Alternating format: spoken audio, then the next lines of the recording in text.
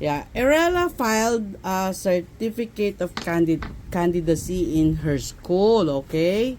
So, here is the form. Yeah, certificate of candidacy.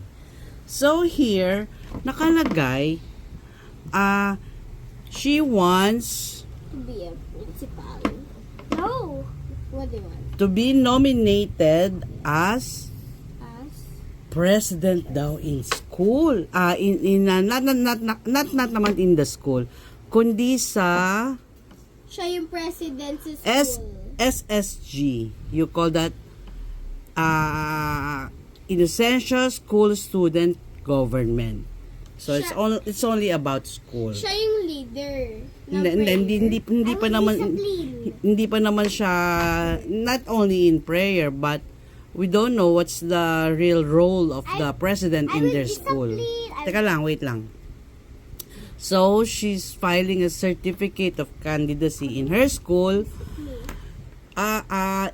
In her school, in essential school student government. Okay? For the school year to 2024-2025. Yeah. So, she wants to be nominated as president of this school student government. So, here's my question for Arela. In a brief paragraph, explain why do you want to run as a president or an officer in your school. Because if I am the president, then everyone will listen to me. So when the teacher is very pagod, then she went to the CR, then You're clear. and he said, Arela, can you bantay them? So can you tell me or I think that's not a work of the president. Yeah. basta Kasi parang ikaw lang yung magbabantay pag wala si teacher. Hindi po. Kapag wala po si teacher, tinatanong niya.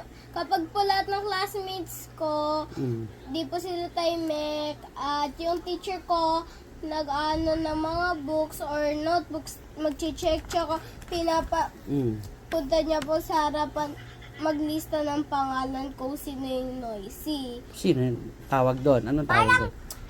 No noisy allowed on the school. Kasi masakit yun sa ears. Sino nga yung naglilista ng mga noisy? Me. Oh, what do you call, what's your position? What's your role? That's not the role of a president in a school. Oh, sige. So, you think, I'll give you time to think. Give me another reason that why you want to run as president. President? Diba? Yung teacher namin, siya yung president kasi siya yung mas maliit na president. Si Teacher Emma yun. Siya lang ang president sa school namin. Sit down. Siya lang palaging nagli-lead sa harapan kapag nag-church kami dun sa sa chapel namin. Marami po dong upuan para makaupo po yung mga ibang tao. Sit down, Arela.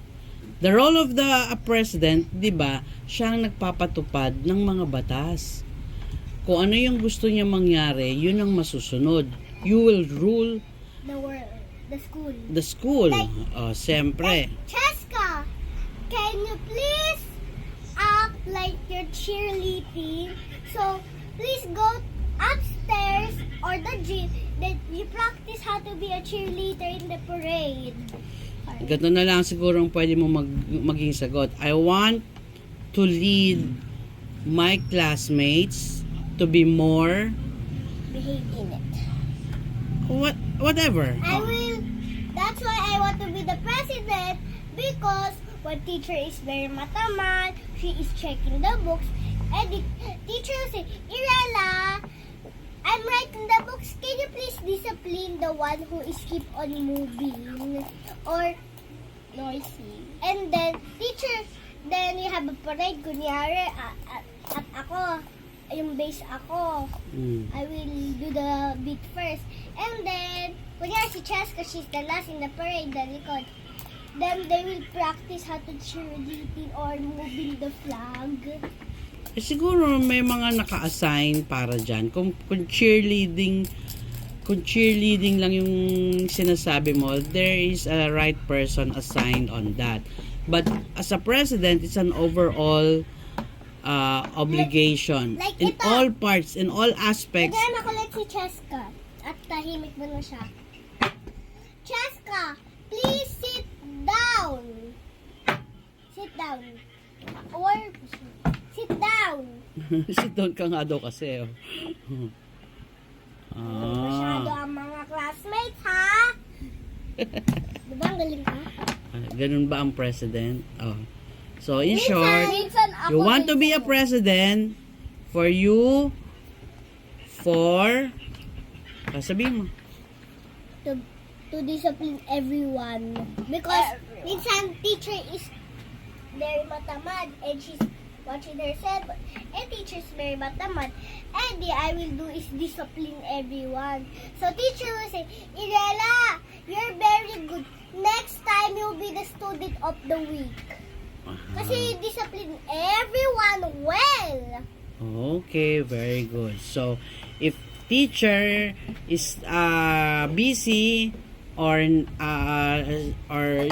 doing something or out of the classroom, Arela will now say, well, everyone sit down. Or like, Yeah. kunyari si Cheska, si Arela wants she will rule the classroom. Classroom lang.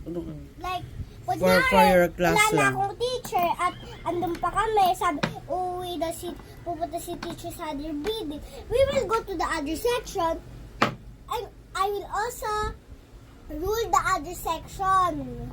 Let's see. I don't know if Kuya, this is example, guys. hmm.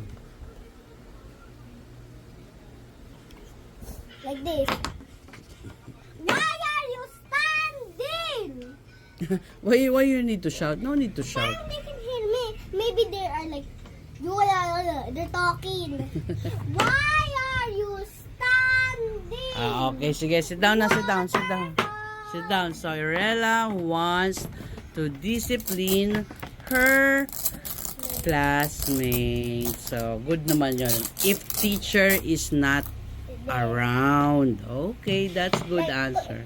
Also me. Mm.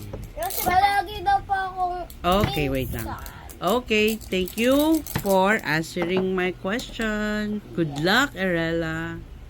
Good luck at school, guys. I hope one of you or Ate Sophie or Kuya Shan, I hope you be the candidate.